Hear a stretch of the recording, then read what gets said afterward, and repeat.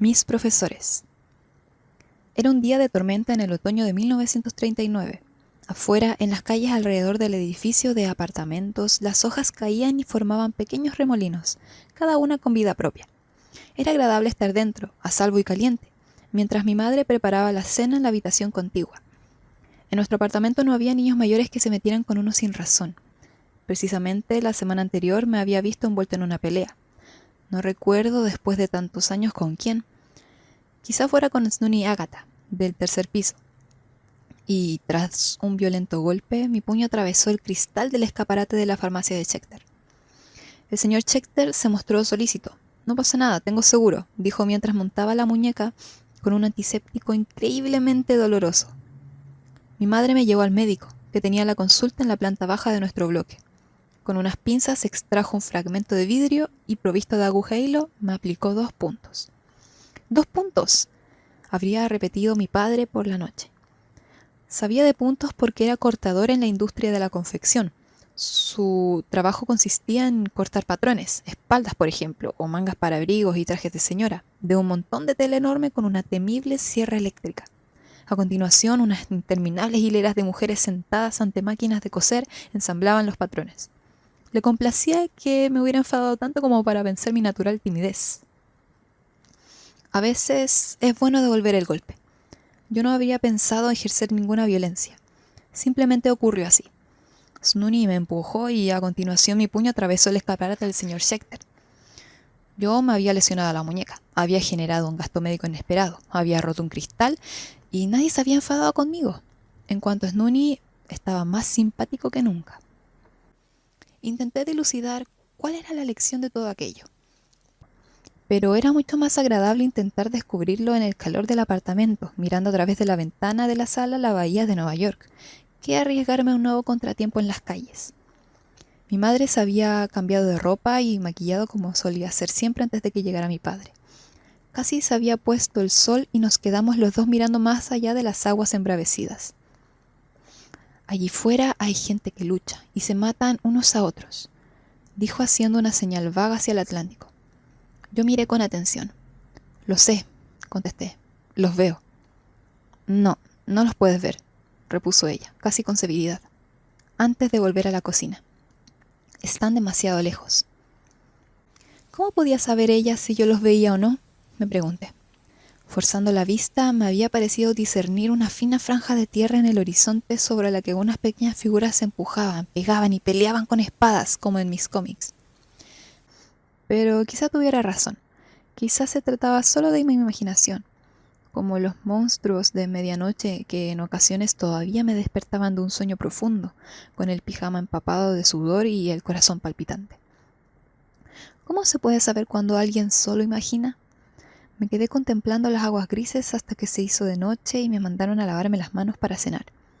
Para mi delicia, mi padre me tomó en brazos. Podía notar el frío del mundo exterior contra su barba de un día. Un domingo de aquel mismo año, mi padre me había explicado con paciencia el papel del cero como punto de origen en aritmética, los nombres de sonido malicioso de los números grandes y que no existe el número más grande. Siempre puedes añadir uno más, decía. De pronto me entró una compulsión infantil de escribir en secuencia todos los números enteros del 1 al 1000. No teníamos ninguna libreta de papel, pero mi padre me ofreció un montón de cartones grises que guardaba cuando le traían las camisas de la lavandería. Empecé el proyecto con entusiasmo, pero me sorprendió lo lento que era. Cuando me encontraba todavía en los cientos más bajos, mi madre anunció que era la hora del baño. Me quedé desconsolado. Tenía que llegar a 1000. Intervino mi padre, que toda la vida actuó de mediador. Si me sometía al baño sin rechistar, él continuaría la secuencia por mí. Yo no cabía en mí de contento. Cuando salí del baño ya estaba cerca del 900 y así pude llegar a 1000 solo un poco después de la hora habitual de acostarme. La magnitud de los números grandes nunca había dejado de impresionarme. También en 1939 mis padres me llevaron a la Feria Mundial de Nueva York. Allí se me ofreció una visión de un futuro perfecto que la ciencia y la alta tecnología habían hecho posible. Habían enterrado una cápsula llena de artefactos de nuestra época, para beneficio de la gente de un futuro lejano, que asombrosamente quizá no supiera mucho de la gente de 1939. El mundo del mañana sería impecable, limpio, racionalizado y, por lo que yo podía ver, sin rastro de gente pobre. Vea el sonido, ordenaba de modo desconcertante un cartel. Y desde luego, cuando el pequeño martillo golpeaba el diapasón, aparecía una bella onda sinusoide en la pantalla del osciloscopio. «Escuche la luz», exhortaba otro cartel. Y cuando el flash iluminó la fotocélula, pude escuchar algo parecido a las interferencias de nuestra radio Motorola cuando el dial no daba con la emisora. Sencillamente, el mundo encerraba una serie de maravillas que nunca me había imaginado. ¿Cómo podía convertirse un tono en una imagen y la luz en ruido? Mis padres no eran científicos, no sabían casi nada de ciencia, pero al introducirme simultáneamente en el escepticismo y lo asombroso, me enseñaron los dos modos de pensamiento difícilmente compaginables que son la base del método científico. Su situación económica no superaba en mucho el nivel de pobreza, pero cuando anuncié que quería ser astrónomo, recibí un apoyo incondicional, a pesar de que ellos, como yo, tenían una idea rudimentaria de lo que hace un astrónomo. Nunca me sugirieron que a lo mejor sería más oportuno que me hiciera médico o abogado. Me encantaría poder decir que en la escuela elemental, superior o universitaria tuve profesores de ciencias que me inspiraron, pero por mucho que buceo en mi memoria no encuentro ninguno. Se trataba de una pura memorización de la tabla periódica de los elementos, palancas y planos inclinados, la fotosíntesis de las plantas verdes y la diferencia entre la antracita y el carbón bituminoso. Pero no había ninguna elevada sensación de maravilla, ninguna indicación de una perspectiva evolutiva. Nada sobre ideas erróneas que todo el mundo había creído ciertas en otra época. Se suponía que en los cursos de laboratorio del instituto debíamos encontrar una respuesta. Si no era así, nos suspendían. No se nos animaba a profundizar en nuestros propios intereses, ideas o errores conceptuales. Al final del libro de texto había material que parecía interesante, pero el año escolar siempre terminaba antes de llegar a dicho final. Era posible ver maravillosos libros de astronomía, por ejemplo, en las bibliotecas, pero no en la clase. Se nos enseñaba la división larga como si se tratara de una serie de recetas de un libro de cocina, sin ninguna explicación de cómo esta secuencia particular de divisiones cortas, multiplicaciones y restas daba la respuesta correcta. En el instituto se nos enseñaba con reverencia la extracción de raíces cuadradas, como si se tratara de un método entregado tiempo atrás en el monte Sinaí. Nuestro trabajo consistía meramente en recordar lo que se nos había ordenado. Consigue la respuesta correcta, no importa que entiendas lo que haces. En segundo curso tuve un profesor de álgebra muy capacitado que me permitió aprender muchas matemáticas, pero era un matón que disfrutaba haciendo llorar a las chicas. En todos aquellos años de escuela mantuve mi interés por la ciencia leyendo libros y revistas sobre realidad y ficción científica.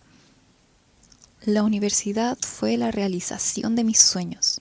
Encontré profesores que no solo entendían la ciencia, sino que realmente eran capaces de explicarla. Tuve la suerte de estudiar en una de las grandes instituciones del saber de la época, la Universidad de Chicago. Estudiaba física en un departamento que giraba alrededor de Enrico Fermi. Descubrí la verdadera elegancia matemática con el profesor Chandrasekhar. Tuve la oportunidad de hablar de química con Harold Urey. Durante los veranos fui aprendiz de biología con H.J. Müller en la Universidad de Indiana. Y aprendí astronomía planetaria con el único practicante con plena dedicación de la época, el profesor Kuiper. En Kuiper vi por primera vez el llamado cálculo sobre servilleta de papel.